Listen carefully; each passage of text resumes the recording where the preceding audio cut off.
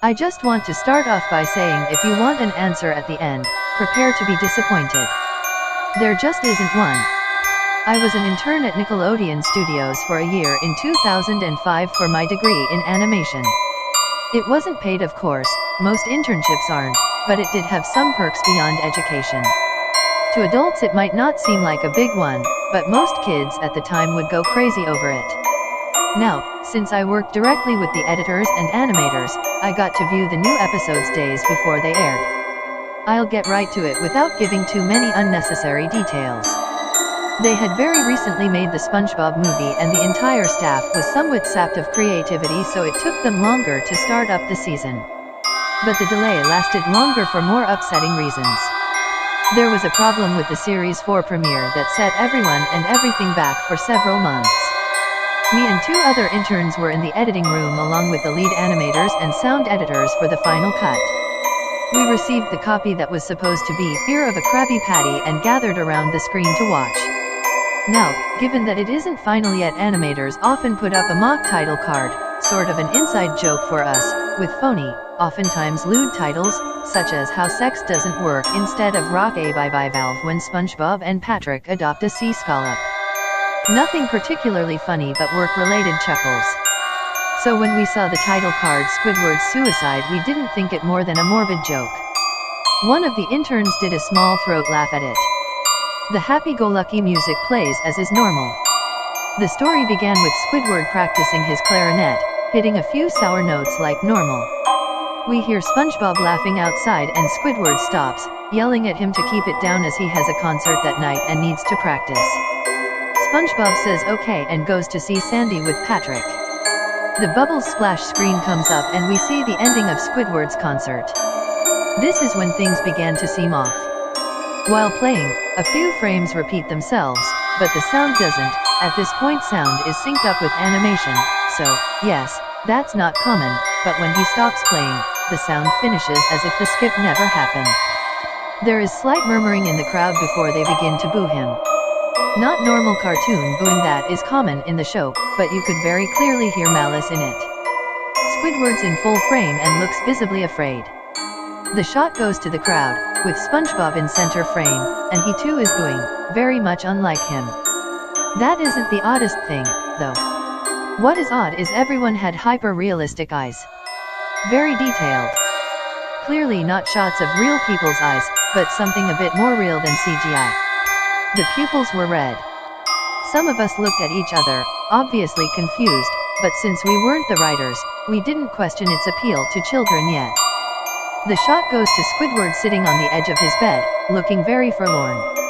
The view out of his porthole window is of a night sky, so it isn't very long after the concert. The unsettling part is at this point there is no sound. Literally no sound. Not even the feedback from the speakers in the room. It's as if the speakers were turned off, though their status showed them working perfectly. He just sat there, blinking, in this silence for about 30 seconds, then he started to sob softly. He put his hands, tentacles, over his eyes and cried quietly for a full minute more, all the while a sound in the background very slowly growing from nothing to barely audible. It sounded like a slight breeze through a forest. The screen slowly begins to zoom in on his face. By slow I mean it's only noticeable if you look at shots 10 seconds apart side by side. His sobbing gets louder, more full of hurt and anger. The screen then twitches a bit, as if it twists in on itself, for a split second then back to normal. The wind through the trees sound gets slowly louder and more severe, as if a storm is brewing somewhere. The eerie part is this sound, and Squidward's sobbing, sounded real, as if the sound wasn't coming from the speakers but as if the speakers were holes the sound was coming through from the other side. As good a sound as the studio likes to have, they don't purchase the equipment to be that good to produce sound of that quality. Below the sound of the wind and sobbing, very faint, something sounded like laughing. It came at odd intervals and never lasted more than a second, so you had a hard time pinning it. We watched this show twice, so pardon me if things sound too specific, but I've had time to think about them.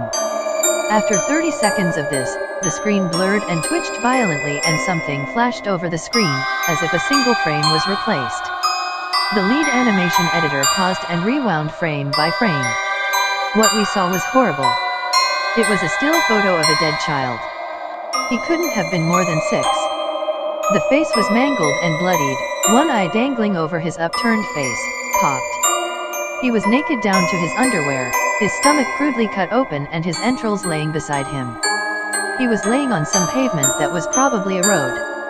The most upsetting part was that there was a shadow of the photographer. There was no crime tape, no evidence tags or markers, and the angle was completely off for a shot designed to be evidence. It would seem the photographer was the person responsible for the child's death. We were of course mortified, but pressed on, hoping that it was just a sick joke. The screen flipped back to Squidward, still sobbing, louder than before, and half body in frame. There was now what appeared to be blood running down his face from his eyes. The blood was also done in a hyper-realistic style, looking as if you touched it you'd get blood on your fingers. The wind sounded now as if it were that of a gale blowing through the forest. There were even snapping sounds of branches. The laughing, a deep baritone, lasting at longer intervals and coming more frequently. After about 20 seconds, the screen again twisted and showed a single frame photo. The editor was reluctant to go back, we all were, but he knew he had to. This time the photo was that of what appeared to be a little girl, no older than the first child. She was laying on her stomach, her barrettes in a pool of blood next to her. Her left eye was too popped out and popped, naked except for underpants. Her entrails were piled on top of her above another crude cut along her back. Again the body was on the street and the photographer's shadow was visible, very similar in size and shape to the first. I had to choke back vomit and one intern, the only female in the room, ran out. The show resumed. About 5 seconds after this second photo played, Squidward went silent, as did all sound, like it was when this scene started. He put his tentacles down and his eyes were now done in hyper-realism like the others were in the beginning of this episode. They were bleeding, bloodshot, and pulsating. He just stared at the screen, as if watching the viewer. After about 10 seconds, he started sobbing, this time not covering his eyes. The sound was piercing and loud, and most fear-inducing of all is his sobbing was mixed with screams. Tears and blood were dripping down his face at a heavy rate. The wind sound came back, and so did the deep-voiced laughing, and this time the still photo lasted for a good 5 frames. The animator was able to stop it on the 4th and backed up. This time the photo was of a boy, about the same age, but this time the scene was different. The entrails were just being pulled out from a stomach wound by a large hand, the right eye popped and dangling, blood trickling down it. The animator proceeded. It was hard to believe, but the next one was different but we couldn't tell what. He went on to the next, same thing. He went back to the first and played them quicker and I lost it. I vomited on the floor, the animating and sound editors gasping at the screen. The 5 frames were not as if they were 5 different photos, they were played out as if they were frames from a video. We saw the hand slowly lift out the guts, we saw the kid's eyes focus on it, we even saw 2 frames of the kid beginning to blink. The lead sound editor told us to stop, he had to call in the creator to see this. Mr. Hillenberg arrived within about 15 minutes. He was confused as to why he was called down there, so the editor just continued the episode. Once the few frames were shown, all screaming, all sound again stopped. Squidward was just staring at the viewer, full frame of the face, for about 3 seconds. The shot quickly panned out and that deep voice said do it and we see in Squidward's hands a shotgun. He immediately puts the gun in his mouth and pulls the trigger. Realistic blood and brain matter splatters the wall behind him, and his bed, and he flies back with the force. The last 5 seconds of this episode show his body on the bed, on his side, one eye dangling on what's left of his head above the floor, staring blankly at it. Then the episode ends. Mr. Hillenberg is obviously angry at this.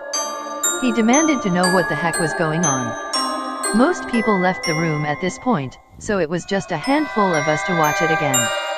Viewing the episode twice only served to imprint the entirety of it in my mind and cause me horrible nightmares. I'm sorry I stayed. The only theory we could think of was the file was edited by someone in the chain from the drawing studio to here. The CTO was called in to analyze when it happened. The analysis of the file did show it was edited over by new material. However, The timestamp of it was a mere 24 seconds before we began viewing it.